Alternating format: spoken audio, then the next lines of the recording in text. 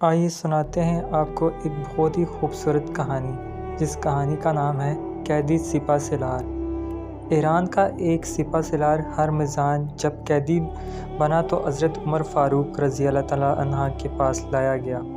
عمر نے اسے اسلام قبول کرنے کی دعوت دی، جسے سپہ سالار نے ٹھکرایا تو حضرت عمر فاروق رضی اللہ تعالیٰ عنہ نے اسے قتل کرنے کا حکم دیا، کیونکہ اس نے اسلام کو بہت نقصان پہنچایا تھا۔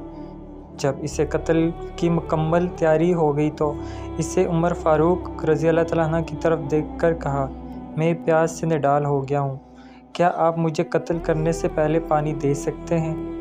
حکم ہوا، اسے پانی پلایا جائے۔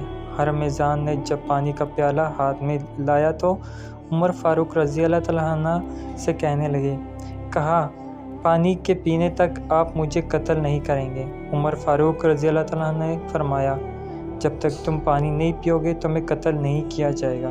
ہرمزان نے پانی کو فوراً گرا کر ضائع کر دیا اور کہا، امیر المؤمنین، دیکھیے آپ نے وعدہ کیا ہے، اسے پورا کیجیے۔ حضرت عمر فاروق رضی اللہ تعالیٰ عنہ نے فرمایا کہ ہم تمہیں قتل کرنے سے رک جاتے ہیں اور تمہارے بارے میں غور و فکر کریں گے۔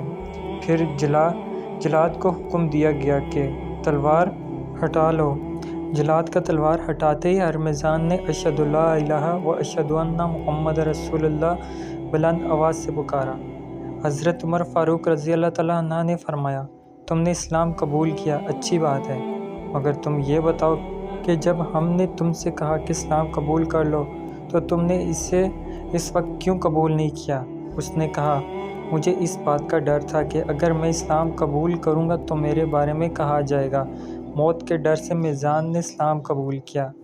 عمر فاروق رضی اللہ تعالیٰ نے فرمایا، اہل فارس کی عقلیں پہاڑ جیسی ہیں، جس کا مطلب یہ ہے بڑے عقل مند ہیں، ان کی عقلیں عظیم الشان ہیں۔ سبحان اللہ۔